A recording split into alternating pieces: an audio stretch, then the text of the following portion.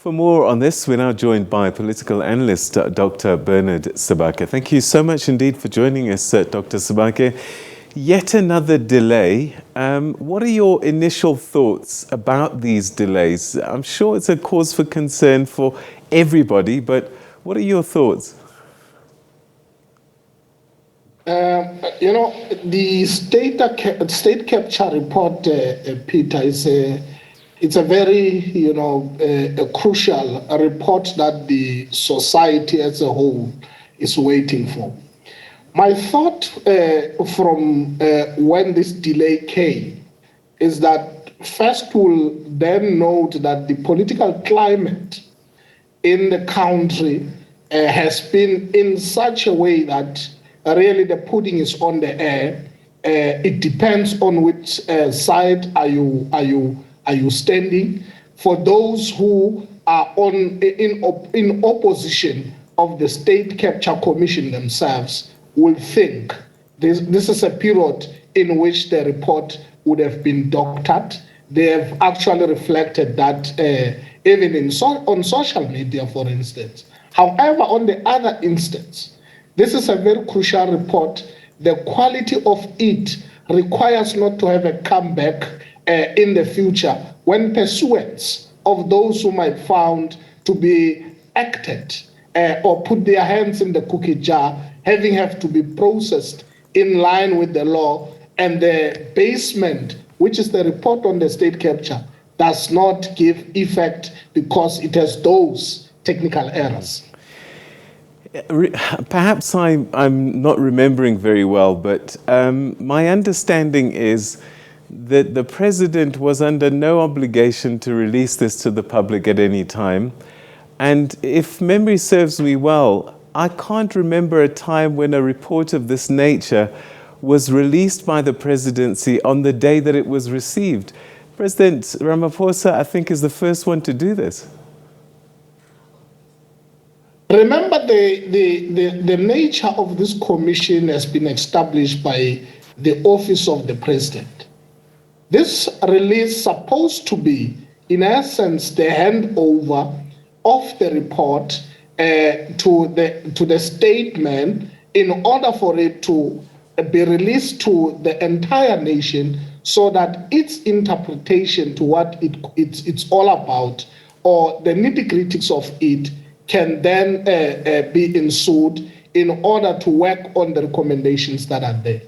But the president could have had time, if he wanted to read it, appraise himself of it, then release it. But he's almost done it at the same time he's received it from the State Capture Commission. You see, the challenge, Peter, is that this report is actually very fragile.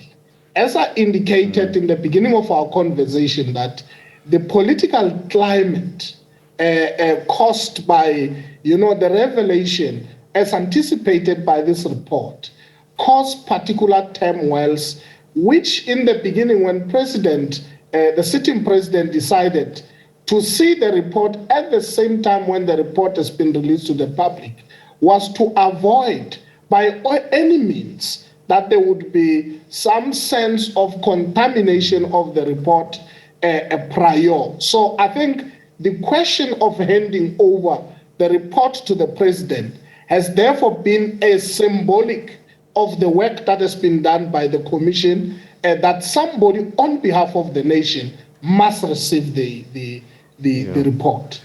All right, let's talk a little bit about these politics, and most people will look at events and they'll say 2 and 2 equals 22 by and large. Arthur Fraser releasing these revelations at the time that he did, some people might say there's no way that this was coincidental, that he would release it literally days before the state capture report implicates him. Peter, the notion that the so-called beneficiaries of the state capture may not necessarily go down without fight. This might be another angle of understanding, the political machination as they, evolve for the soul of the ANC and try to really nullify the report of the State Capture Commission. While on the other hand, this report of the Commission coincides with a very pertinent project called Unity and Renewal of the leading party, African National Congress. So it depends on which side to find yourself in this political machination. What will likely to happen is that it looks like it's a game of, the first man on the ball, which is the attempt to really cause no move on the state capture report. What do you think might be contained in this report that might have political consequences for President Ramaphosa, even though the Commission worked independently, came up with its own findings independently, reported independently? It quite likely most people will think this is authored by the president if they're implicated. I think the general implication here, which one expect, is that the sticky issues of the state capture, as they've been all over around the use of the state machinery on the side of the state security agency, and also on the side of the lending, the Gupta lending, and so on. Those are at the point, the stickiness of some of the key issues in the state capture report, that the Zondo, or the State Capture Commission rather, has a responsibility to really get into finer details and deal with sticky findings around that.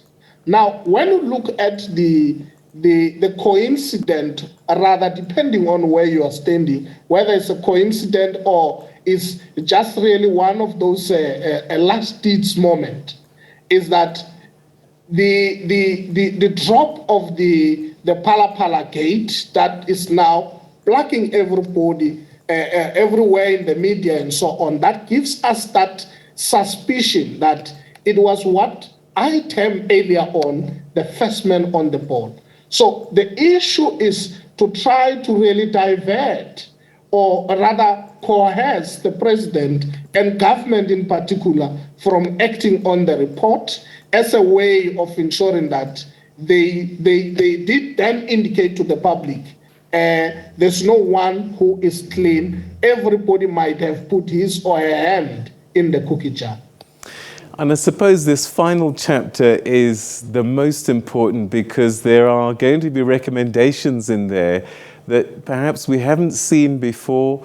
There may have been hints along the way, names have come up, but perhaps in this one, do you feel that we're probably going to have high-level names being named, and the a commission saying these following people should be prosecuted? By all means, I think, Peter, the role of the commission in this instance have been really a process of not holding a group into accountability, but naming those who are clearly involved into all the scandals that have been investigated and revealed in the parts of the report of the state capture that have been released thus far. So I think names are going to be dropped, and recommendation of those names might even come more clearer, which really give specific directives, or rather a line of march in terms of how the further investigation, which may be followed from which vantage point. Dr. Sebake, it's been a pleasure talking to you. Thank you so much indeed for joining us and giving us your insights on this delayed state capture report final chapter. Thanks for your time.